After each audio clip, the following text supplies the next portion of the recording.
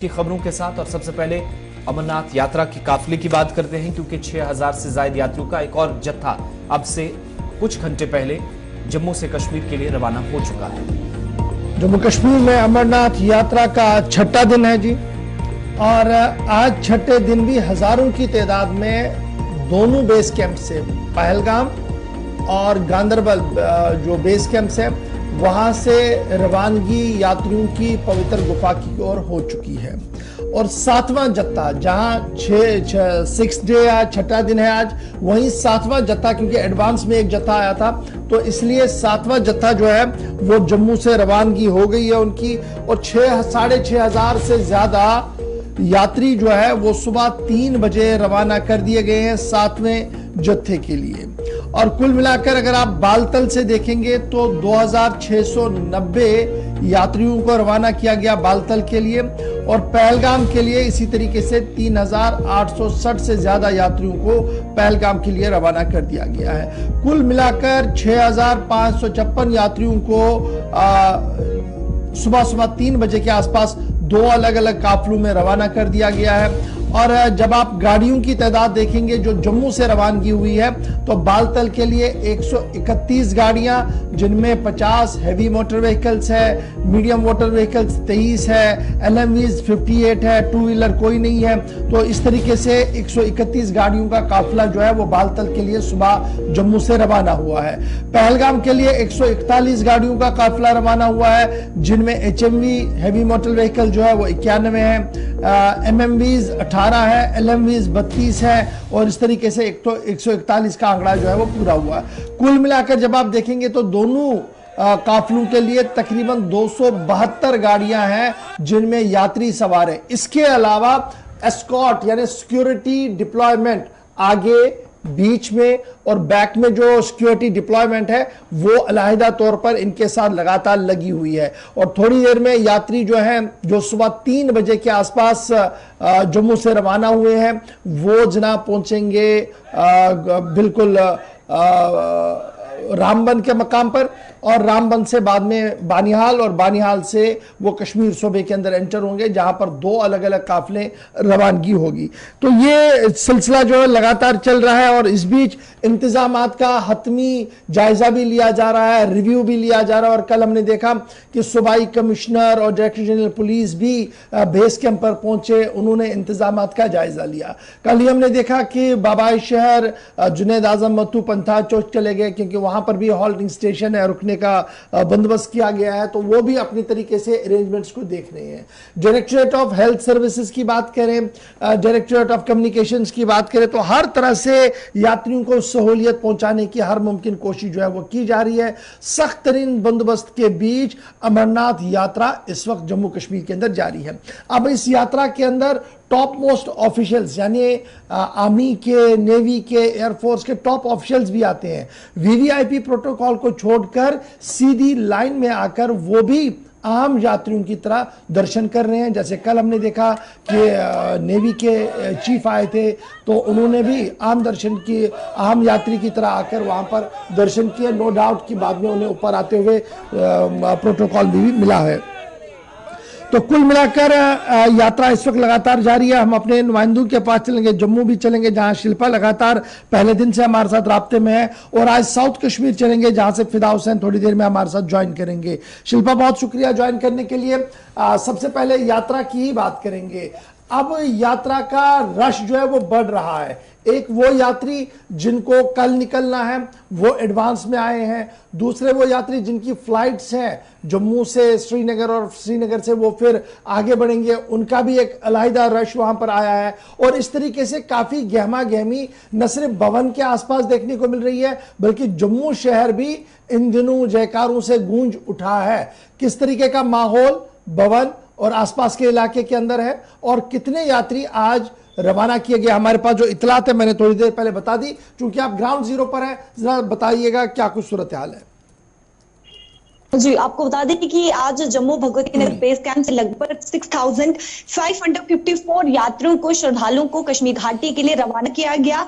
जिसमें बालटाल की बात करें तो 2690 श्रद्धालु थे और साथ ही साथ पहलगाम के लिए 3864 श्रद्धालु हैं। अगर मैं मेल की बात करूं तो जिसमें से 5053 मेल है और फीमेल 1375 है। जब बच्चे 25 हैं, साधु 95 और साध्वी 6 हैं। आपको बता दें कि जिस तरीके से हर जत्थे की अगर हम बात करें तो हर जत्थे में श्रद्धालु की संख्या जो है बढ़ोतरी जो है वो देखने को मिल रही है, जहां पर श्रद्धालु जो है वो काफी ज्यादा उत्साहित नजर आ रही है, भीड़ जो है वो देखने को मिल रही है। लेकिन हर प्रकार की व्यवस्था जो है वहां पर की गई है। लंगर की बात करें तो लंगर की व्यवस्था वहां पर देखने को मिल रही है और श्रद्धालु काफी ज्यादा बाबा बर्फानी के दर्शन करने के लिए उत्साहित है। और साथ ही साथ में पंजीकरण, जो तत्काल पंजीकरण हो रहा है उसकी बात करें तो तत्काल पंजीकरण इस वक्त यानी कि सरस्वती धाम में लगभग 2600 श्रद्धालुओं को टोकन मिल चुका है। वैष्णो धाम की बात करें तो 619 श्रद्धालुओं को टोकन मिल चुका है और महाराजा शाह हॉल में 569 श्रद्धालुओं को टोकन मिल चुका है। और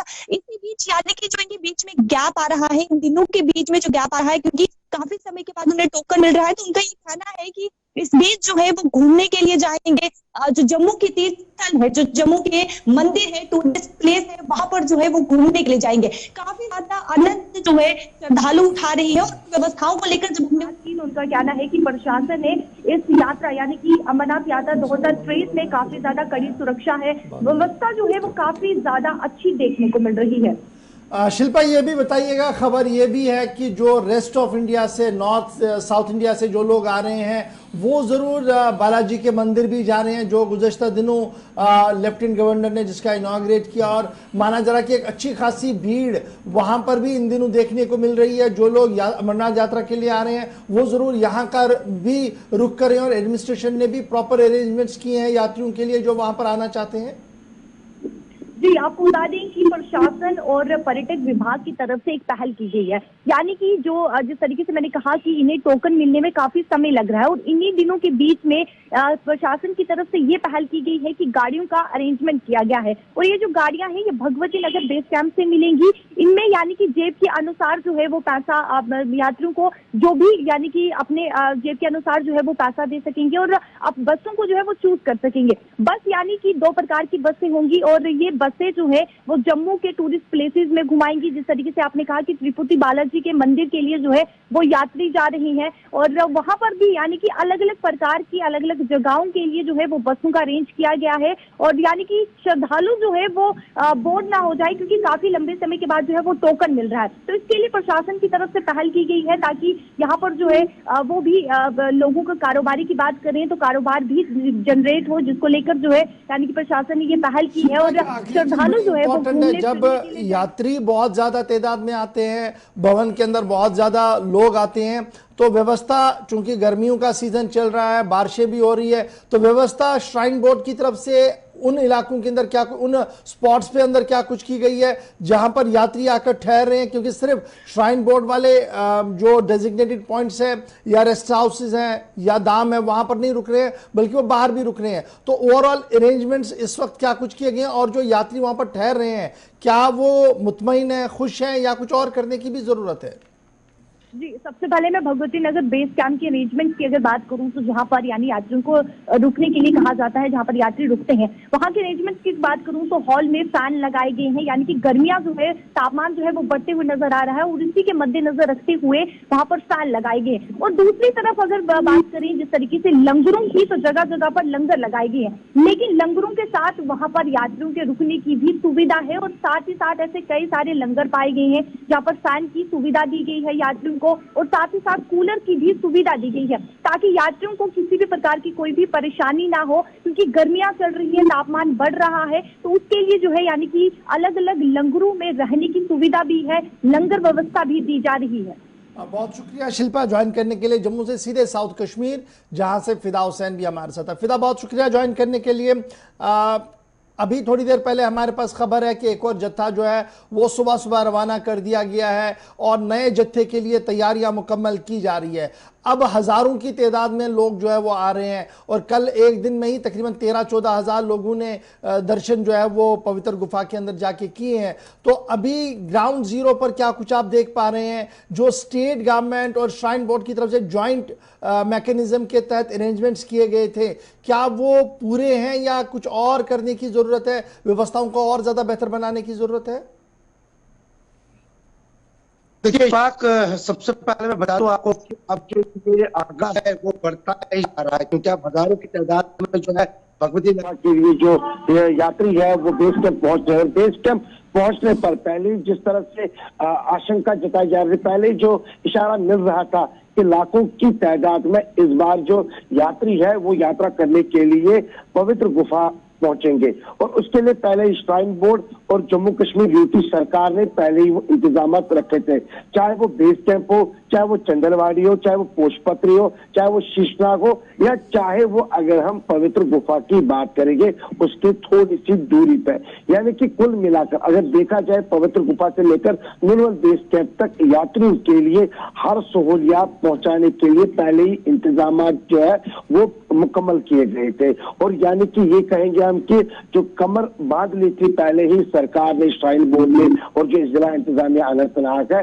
क्योंकि वो यही कहते थे कि हजारों में तो यहाँ पे यात्रियों का आना इस बार मुमकिन है, और उसके लिए नुनवन बेस कैंप को पहले ही तैयार किया गया था। जैसे कि आपने कहा कि क्या नुनवन बेस कैंप पे उस तरह के लोग पहुंच सकते हैं अगर ज्यादा जो तादाद में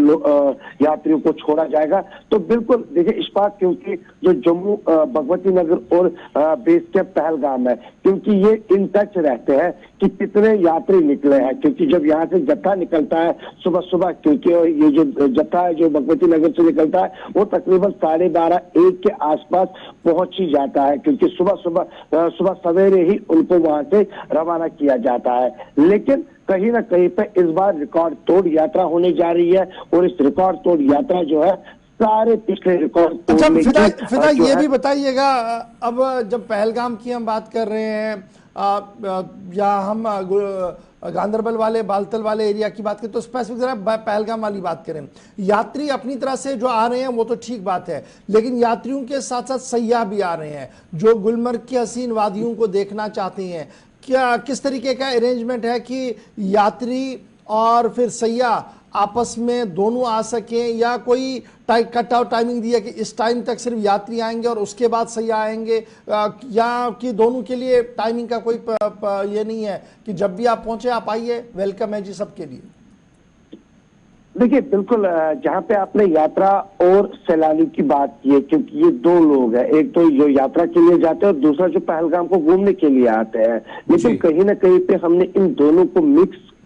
देखा यहाँ पे। और यात्री जो है वो तो अपनी श्रद्धा लेके जाते हैं, और